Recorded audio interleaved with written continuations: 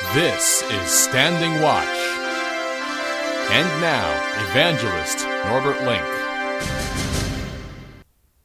Greetings, everyone, and welcome back to our Standing Watch program. The midterm elections are over, and by no stretch of exaggeration can we say it was a stunning victory for the Republican Party and an equally stunning defeat for President Obama and the Democratic Party. Now, midterm elections are always a little bit like a protest vote against the president, specifically when the American people are not happy with him. But this one today, or yesterday evening, was just amazing, in that for the first time since 80 years, the Republicans gained more seats in the House than before, and they also took over the majority in the Senate. So now they are, when it comes to Congress, in total control. What does this all mean, though, for the United States of America? Even before the midterm elections took place, an article was published by BBC News on November 3, which said the following. There are two stories running big in the United States at the moment: the midterm elections and Ebola. For Barack Obama, it is as though the two have become horribly confused. For it seems all the Democratic Party hopefuls fighting in the key Senate seats are treating him as though he was infected by Ebola. That is to say, they want Mr. Obama to go through the 21-day quarantine that health workers from West Africa are undergoing, in a sealed tent somewhere in the White House, nowhere near their states. He is being kept away from the key swing states. When he has turned up, some candidates have cited scheduling difficulties or diary confusion to explain why they did not meet him. In truth, there is not much love for the Republicans either. All of which begs the question, what difference will it make if the Republicans do take control of the Senate, which of course now they have done? Some are predicting that it will be gridlock on steroids. In other words, just like before, only worse. And that is, unfortunately, the opinion many commentators have. BBC News wrote on November 5, the Republicans will now have the power to complicate, if not block completely, Mr. Obama's agenda in the last 2 years of his tenure in the White House. Control of the Senate will also enable the Republicans to stymie his ability to name new federal judges, cabinet members, and senior governmental officials. Now, what about passing laws? What about repealing laws? People have been talking about repealing this abominable Obamacare law, the way they look at it. Is that going to happen? Well, under the Constitution, Article 1, Section 1 of the United States Constitution, we read that all legislative powers herein granted shall be vested in the Congress of the United States, which shall consist of a Senate and House of Representatives. So therefore they could do it, couldn't they? Well, let's talk about how laws are being made. This is also taken from the internet. It says, laws begin as ideas. First, a representative sponsors a bill. The bill is then assigned to a committee for study.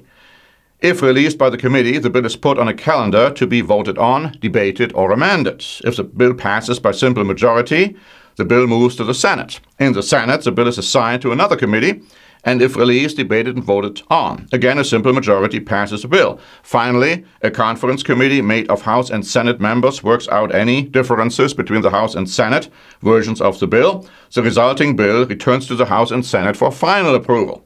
The government printing office prints the revised bill in a process called enrolling. The president then has 10 days to sign or veto the enrolled bill. Now that's, of course, already the conclusion of the matter. We know that President Obama will never sign a bill which would repeal the Obamacare disaster. But at the same time, we don't even know that even though the Republicans have the majority, they are not necessarily unified in their approach either. And so, again, the question is what is going to happen within the next 2 years and beyond. Now, here's an article by the Washington Times dated November 5, which was written by Charles Hurd. I want to tell you right now, a very controversial article, but I'd like to read it to you anyhow to show you a little bit like how the American people feel, because I think it kind of pretty much reflects what happened in the midterm elections. It says, if President Obama suffered a shellacking in the 2010 elections, then what he endured Tuesday night was nothing short of a vicious gangland beatdown, the likes of which have rarely been seen before in the history of electoral politics. This, of course, is a wonderful and well-deserved outcome. Obviously, it tells you where he stands politically. But beware. America now enters the two most dangerous years of her existence, or certainly the most dangerous since the Great Depression, and possibly going all the way back to the Civil War. Not to dismiss the promising results of Tuesday's election, voters clearly and forcefully rejected the party, politics, and policies of President Obama. They slapped his socialist agenda back into the days of Soviet gulags, where it belongs. His grand visions of mighty government ruling unchecked over desperate ghettos have been snuffed out. President Obama still has 2 more years left for his final term. Already, he has demonstrated again and again that he has no regard for the Constitution or the legitimacy of laws when they do not suit his agenda. He flaunts his disregard for the constitutional process, dismisses laws he doesn't like, and rewrites others. He mocks the powers of Congress. The Supreme Court has slapped him down more than any president in recent times. But at the same time, let's not forget that the Supreme Court also made a very controversial and, in my mind, unconstitutional decision when it came to the penalty insofar as Obamacare law is concerned. It goes on to say in this article, all of this, as he tells us he's an expert on constitutional law. So allegedly these are the laws or the lawyers or the judges on the Supreme Court. And they also come up with what I feel are totally wrong decisions. Now the article says, now come his very explicit threats to pass more illegal and unconstitutional presidential edicts, to grant amnesty to illegal aliens already in the United States. Disowned by Democrats and made to feel irrelevant in this election, President Obama's enormous and unjustified ego is deeply wounded. He is frustrated and feels caged, cornered. This is when people like him are most dangerous.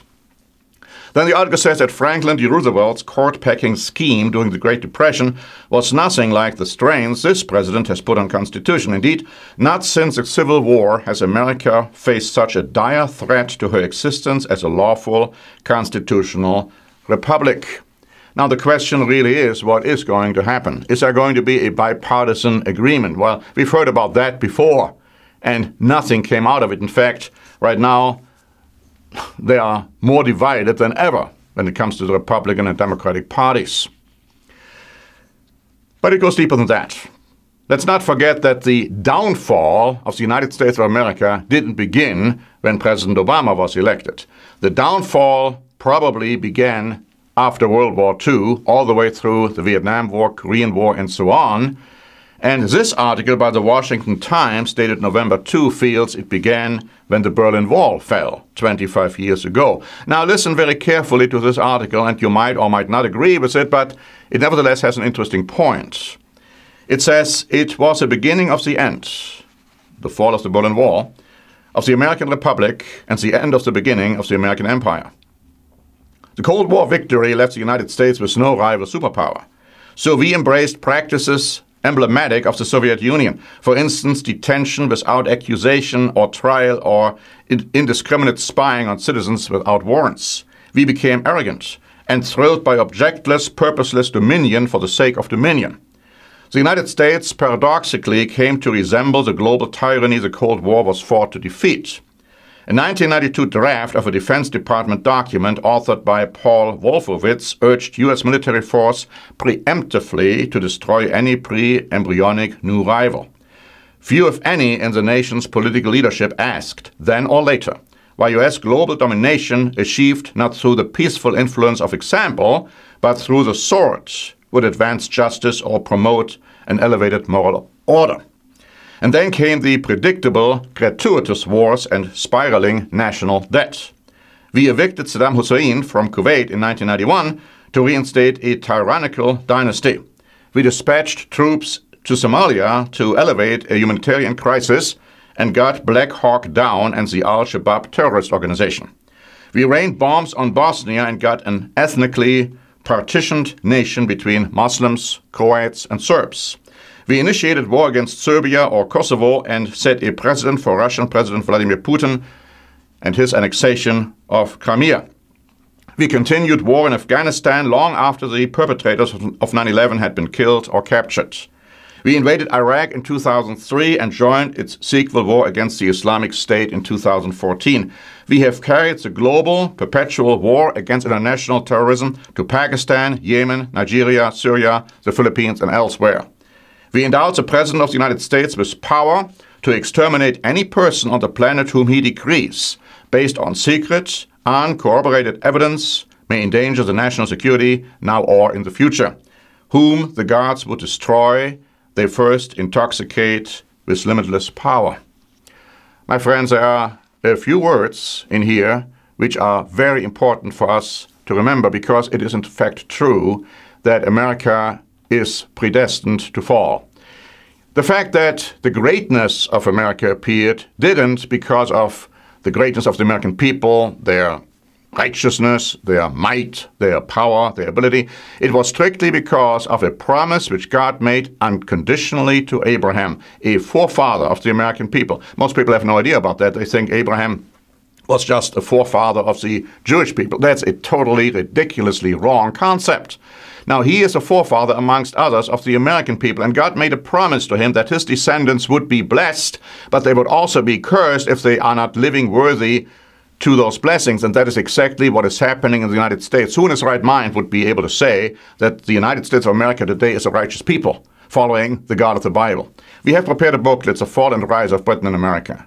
And this booklet proves beyond a shadow of a doubt why we are in the problematic scene and stage we are in today. And it's not going to get better within the next 2 years or beyond. We have to understand that.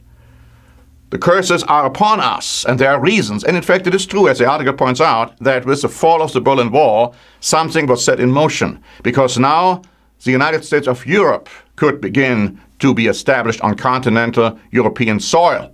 And it is, in fact, the continental European power under German leadership which will ultimately defeat the United States in war. And of course, you may not believe that.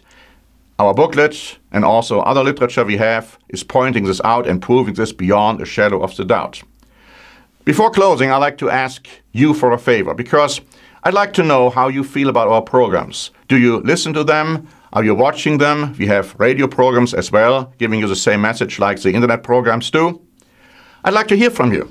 I'd like you to write us or to briefly call us. Our number, which is not a free call number, free toll number though, but it's a number you can dial. It's a California number, no scam, 760-788-8033. 760-788-8033. And just give a feedback on our answer machine, just to let us know, do you appreciate the programs, specifically in the area you are living? Because let's say our radio programs, if they are not appreciated by anybody over there in this particular area, we will take them off and we'll put them someplace else where people do appreciate them. So I'd like to know. I'd like to hear from you. Please don't be shy. Give us your honest opinion as to how you feel. But we like to get some feedback. Or write us. Standing Watch, P.O. Box 270-519, 270-519, San Diego, California, 92198. 92198. Just send us a brief note, and we would really appreciate it.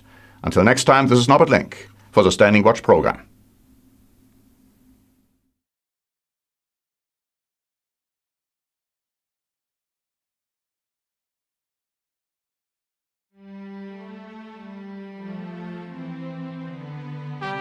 Standing Watch is a presentation by The Church of the Eternal God, P.O. Box 270519, San Diego, California 92198.